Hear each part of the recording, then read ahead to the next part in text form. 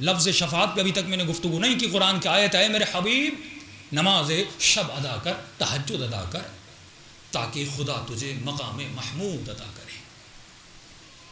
اور یہی دعا آپ سجدہ زیارت عاشورہ میں کرتے ہیں, حتیٰ یبلغنی المقام المحمود. یہ بہت بڑی دعا ہے, جو دعا نبی کی ہے وہی دعا آپ کر رہے ہیں. جس مقام کے پیچھے رسول کو دیا جا رہا ہے وہی مقام خدا آپ کے لیے عطا کر رہا ہے. کہ میرے بندے اگر تو چاہے تو تو بھی مقام محمود تک پہنچ سکتا ہے. مولا یہ مقام محمود کیا ہے؟ مفسر فرماتے ہیں مقام محمود ہے مقام شفاعت. بہت بڑا مقام ہے. دو لفظ ہیں, ایک ہے شفاعت ہونا, ایک ہے شفاعت کرنا.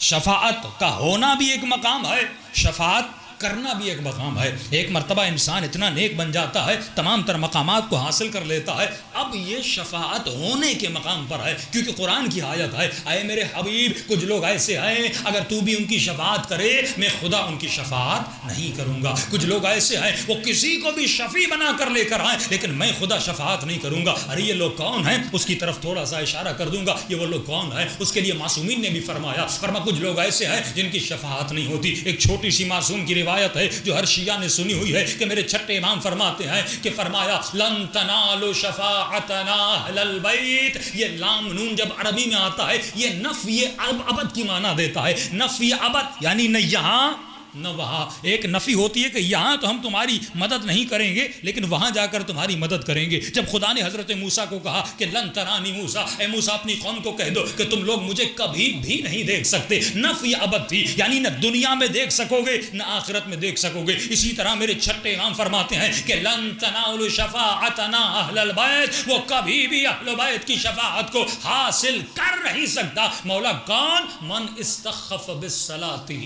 جس نے اپنی نماز کو ہلکا سمجھا. اس جملے پہ کبھی غور کیا ہے؟ اس کے لیے شفاعت نہیں جو نماز کو ہلکا سمجھے. اس کے لیے اس کی رنگ ٹون کی بڑی اہمیت ہے. رات کو 2 بجے بھی موبائل کی گھنٹی بجے تو یہ جناب اتنی جلدی سے اٹھتا ہے کہ فون آ گیا. کسی بزنس مین کا فون نہ ہو, کسی رشتہ دار کا فون نہ ہو, کسی دوست کا فون نہ ہو, کسی نامحرم کا فون نہ ہو, لیکن وہاں پر اللہ کی اذان کی آواز آتی ہے. یہ اذان کی ویلیو فون کی رنگ ٹون جتنی بھی نہیں ہے, ایک میسج جتنی بھی ویلیو نہیں ہے اس اذان کی. یہ ہے استخف, جو نماز کو چھوٹا سمجھے, پست سمجھے, خفیف سمجھے, کم سمجھے.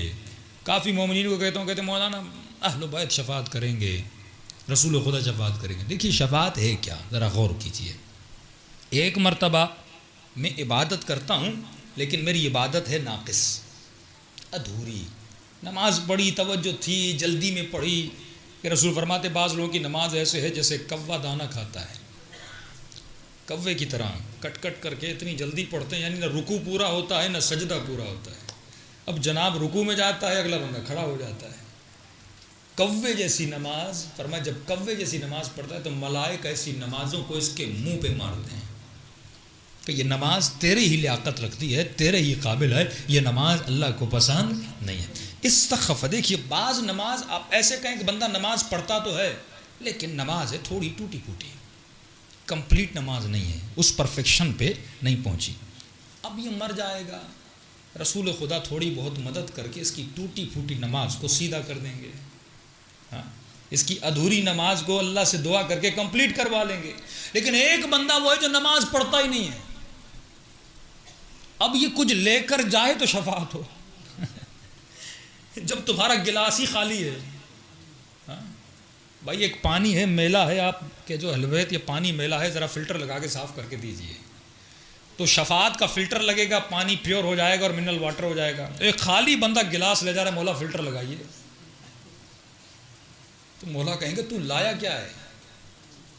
خالی ہاتھ خالی عمل لے کر آیا ہے اور شفاعت مانگنے آیا ہے.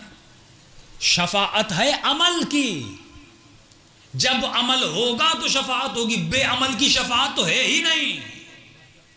جو شیعہ نماز ہی نہ پڑھے, جو شیعہ خمس ہی نہ دے اور وہاں جا کر کے مولا مدد کرے, امام کہ میں کچھ دیا ہوگا تو ہم تھوڑا ملا جلا کے تمہاری مدد کریں, اکاؤنٹ میں 1 روپیہ نہیں, چیک بک بھی نہیں تیرے پاس, کام کیسے چلے گا؟ تو کچھ کر کے تو آ تاکہ ہم تمہاری مدد کریں، اپنے دامن کو کچھ چیزوں سے بھر کے تو ہم کچھ کریں۔ شفاعت ہے ادھوری چیزوں کو پورے کرنے کا نام۔ تم نے عمل کیا ہے لیکن عمل تھوڑا بہت ناقص تھا، اہل بیت اس کو پورا کریں گے، رسول خدا دعا کریں گے، عمل پورا ہو جائے گا، لیکن تم نے کچھ کیا ہی نہیں ہے۔ تو آپ دیکھ رہے ہیں کانسیپٹ ہمارے صحیح نہیں ہے، کبھی بھی اس ممبر سے ان کانسیپٹ کو صحیح نہیں کیا گیا۔ یہاں پر یا کسی کو جہنمی بنایا جاتا ہے یا کہا جاتا ہے سارے جنتی ہو، یا پوری کی پوری جنت دی جاتی ہے، یا ایک دوسرے کو جہنم بنایا، ایک کہتا ہے تو مقصر ہے، وہ دوسرا کہتا ہے تو غالی، حالانکہ دونوں جہنمی ہیں۔ مقصر بھی جہنمی ہے، امام رضا فرماتے ہیں، فرمایا دنیا میں دو موجودات سے نجس تر کوئی وجود نہیں ہے، یعنی غالی بھی خنزیر سے بدتر ہے، مقصر بھی خنزیر سے بدتر ہے۔ کیوں؟ کیونکہ دونوں حیوانوں نے اللہ کی نافرمانی نہیں کی۔ یہ دونوں ایک اہل بیت کی شان میں گستاخی کرتا ہے، جیسے مقصر کہتے ہیں، جیسے 70 سال سے امیر شام نے کی۔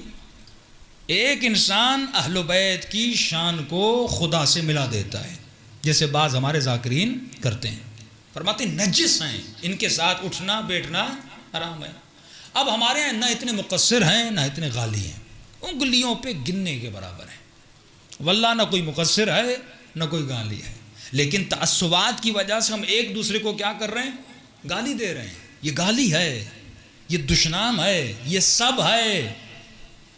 یہ گویا وہ اس کو کہہ رہا ہے تو جہنمی ہے، وہ اس کو کہہ رہا ہے تو جہنمی ہے، اور دونوں زیارت عاشورہ پڑھ کے کہتے ہیں انی سلم لمن سالمکم حرب لمن حاربکم۔ امام کو کہہ بھی رہا ہے، عمل میں جھوٹ بھی بول رہا ہے، انی سلم، یعنی مولا میرے دل میں ہر اس کی محبت ہے جس کے دل میں آپ کی محبت ہے۔ اب دونوں ایک دوسرے کو کہہ رہے ہیں دونوں کے دلوں میں علی کی محبت ہے، تو آپ دیکھ رہے شیطان کیسے مومن کو مومن سے لڑا رہا ہے۔ اور یہی تو برطانیہ کا رول تھا کہ ڈیوائیڈ کرو بعد میں حکومت کرو۔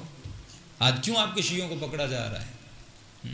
یہ کمزوری ہماری اپنی ہے، اتنا ہم دونوں کو آپس میں لڑا دیا کہ یہ امام بارگاہ میرا ہے، یہ امام بارگاہ تیرا ہے، جیسے آپ کا حسین الگ ہے میرا حسین الگ ہے، جیسے تیرا مولا علی الگ ہے میرا مولا علی الگ ہے، دونوں 12 اماموں کے ماننے والے، لیکن جب عقل نہ ہو، جب شعور نہ ہو، جب فکر نہ ہو تو دشمن اس طرح شیعہ کو لڑاتا ہے۔ جب شیعوں کو آپس میں لڑا سکتے ہیں تو تصور کریے شیعہ سنی کو دشمن کتنا لڑا سکتا ہے۔ لیکن جس کے وجود میں عقل ہو، علی والی اگر عقل سنبھالو گے تو اپنی دنیا کا بھی فائدہ کرو گے، اپنی آخرت کا بھی فائدہ کرو گے۔ صلوات پڑھے محمد و آلہ محمد۔